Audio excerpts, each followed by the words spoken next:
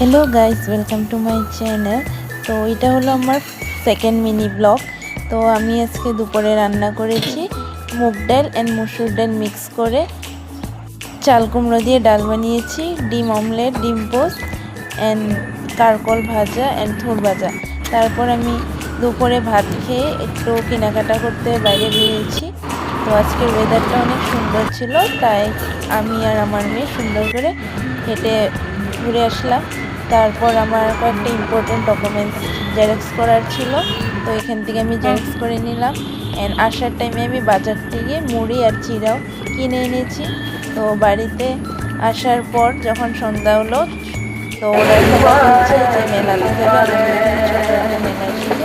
তো বাচ্চাদেরকে নিয়ে আমি ওদের সবাইকে মেলা ঘুরিয়ে আনলাম। তো এখান থেকে আসার পর আমি চাউমিন বানালাম, কারণ ওরা বাইরের জিনিস খেতে পছন্দ করে না, অ্যান্ড বাইরের জিনিস খাওয়া স্বাস্থ্যের জন্য ভালো না।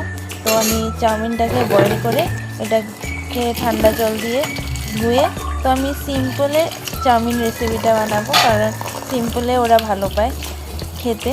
তো চাউমিনটাকে ভালো করে ধুয়ে তেলটা গরম করে ওতে পেঁয়াজ আর লঙ্কা দিয়ে সুন্দর করে ভেজে নেব। তারপর এটাকে লাল লাল করে ভাজার পর আমি এটাতে চাউমিন দিয়ে দেবো, সব মশলা ওটাতে মিক্স করে দেবো, আর তখনই আমার টেস্টি চাউমিন রেসিপিটা তৈরি হয়ে যাবে। আর আমার মিনি ব্লগগুলো যদি তোমাদের ভালো লাগে তো আমার চ্যানেলটাকে সাবস্ক্রাইব করো, অ্যান্ড প্রত্যেকটা ভিডিওতে তোমরা লাইক, কমেন্ট অ্যান্ড বেশি করে শেয়ার করো, যাতে আমি ভিডিও বানাতে অনেক আগ্রহী হই। তো আজকের জন্য এতটুকুই আমার চাউমিন বানানোর রেসিপিটা। অ্যান্ড লাস্টে আমি একটুখানি সস দিয়ে দিয়েছি ফ্লেভারের জন্য।